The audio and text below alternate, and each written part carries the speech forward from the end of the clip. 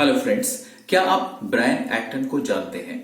अगर इसका जवाब हाँ है तब तो कोई बात नहीं, लेकिन वैसे लोग जो ब्रायन एक्टन को नहीं जानते हैं उन्हें बता दूं कि ये व्हाट्सएप के को फाउंडर हैं।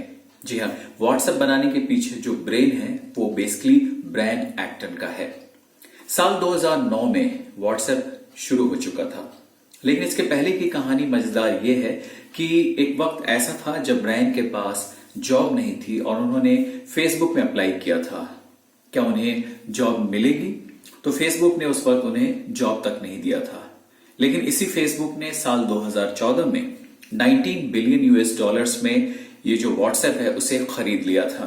दरअसल फेसबुक एक ऐसी कंपनी है जिसे ये समझ में आता है कि कौन सी ऐसी कंपनी है जो उनके लिए प्रॉफिट क्रिएट कर सकती है, कौन सी कंपनी है जो ज्यादा उन्हें मुनाफा कमाकर दे सकती है, और वो वैसी कंपनियों का अधिग्रहण करते हैं।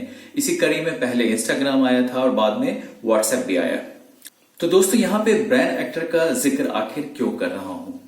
वेल, आप सोच सकते हैं कि ब्रायन एक्टन ने व्हाट्सएप बनाया और उसे कई सालों के बाद उन्होंने फेसबुक को बेच दिया, और उन्हीं ब्रायन एक्टन ने अपने एक ट्वीट में साफ साफ कहा है कि आप फेसबुक को डिलीट कर दीजिए। It's time to delete Facebook. जी हाँ, और ऐसा नहीं है कि ये जो ट्वीट है कोई नया ट्वीट है, कई साल पहले का ही ब्रायन एक्टन का ये ट्वीट है। तो अगर आपको मेरी बात पे भरोसा नहीं हो रहा है तो आप पहले ये ट्वीट देखिए।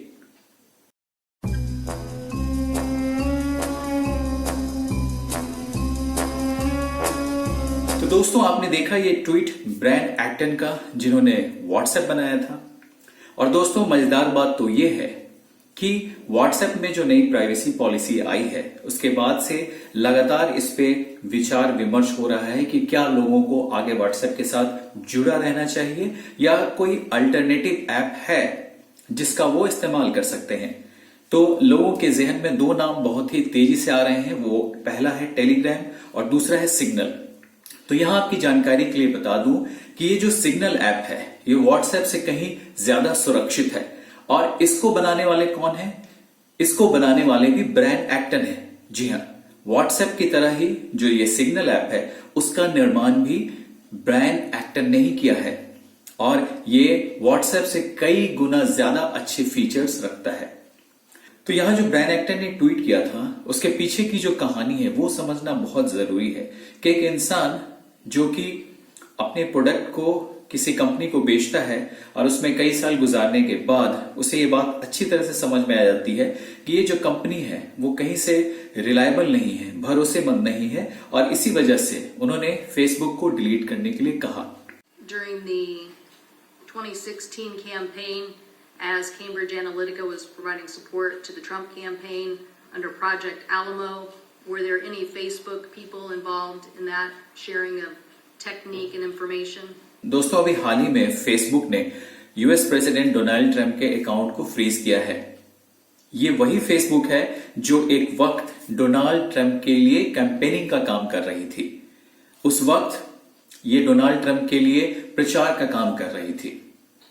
Senator, we provided support to the Trump campaign similar to what we provide to any advertiser or campaign who asks for it. साल 2016 में जब यूएस में इलेक्शंस हो रहे थे उसके पहले से ही डोनाल्ड ट्रंप के पक्ष में एक हवा बनाई जा रही थी, और इस पूरे कैंपेनिंग का जो भार था वो कैम्ब्रिज एनालिटिका नाम की एक कंपनी पर था।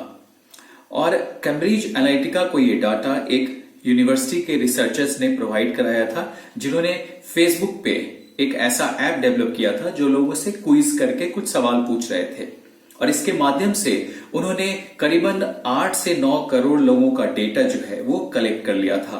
But I'm talking about notification of the users, and this relates to the issue of transparency and the relationship of trust, informing the user about what you know in terms of how their personal information has been misused. और बाद में इस data का इस्तेमाल कर वो लोगों की राय जान सके थे, और इसके बाद उन्होंने अच्छी तरीके से अपने पूरे कैंपेनिंग का इस्तेमाल किया कि इन्हें कौन सी चीजें पसंद आ रही हैं, कैसे डोनाल्ड ट्रंप के लिए फेवर में बातें की जाए, कैसे हिलेरी क्लिंटन को नीचा दिखाया जाए, या ये पॉलिसीज बताई जाए कि यूएस के लिए डोनाल्ड ट्रंप ही अच्छे प्रेसिडेंट हैं।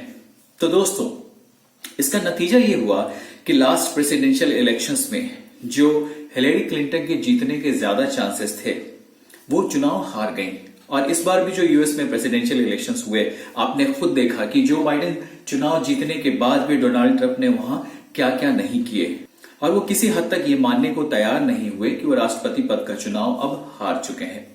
तो दोस्तों, इस पूरी कहानी को बताने के पीछे जो मेन मकसद ये है कि ये पूरी घटना के बाद जब ये मामला यूएस में बहुत हाईलाइटेड हुआ तो मार्क जुकरबर्ग को वहां जो कांग्रेस है वहां बुलाया गया। अमेरिकी कांग्रेस में जो भी सीनेट के लोग थे उन्होंने मार्क जुकरबर्ग से 2 दिनों तक अनगिनत सवाल पूछे। इनमें से कई सवालों का जवाब मार्क जुकरबर्ग नहीं दे सके। एक सवाल जो बहुत ही फेमस हुआ था वो ये था कि जब मार्क जुकरबर्ग से ये पूछा गया कि क्या आप बताएंगे कि आप अभी कौन से होटल में ठहरे हुए हैं, तो उन्होंने इसका जवाब देने से मना कर दिया था। Would you be comfortable sharing with us the name of the hotel you stayed in last night?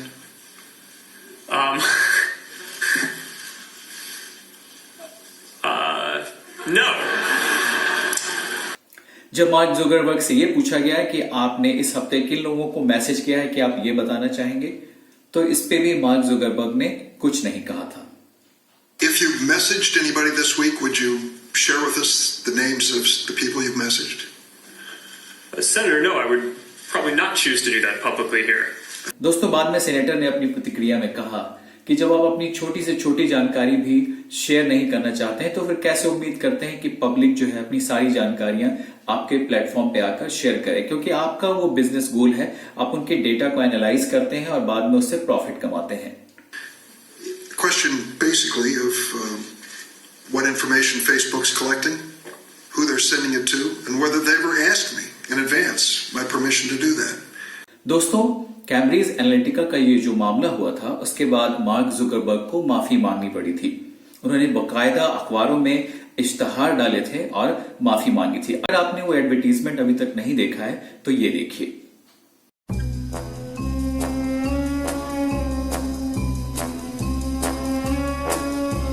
तो आपने देखा कि किस तरह मार्क जुकरबर्ग ने लोगों की प्राइवेसी, उनका डेटा लीक होने पे माफी मांगी थी। दोस्तों, आज धर्म संकट ये है कि आपका जो व्हाट्सएप का डेटा है वो फेसबुक के साथ शेयर होने जा रहा है और इस स्थिति में आपकी प्राइवेसी को खतरा है। And I'm also concerned that when you personally became aware of this, did you or senior leadership do an inquiry to find out who at Facebook had this information, and did they not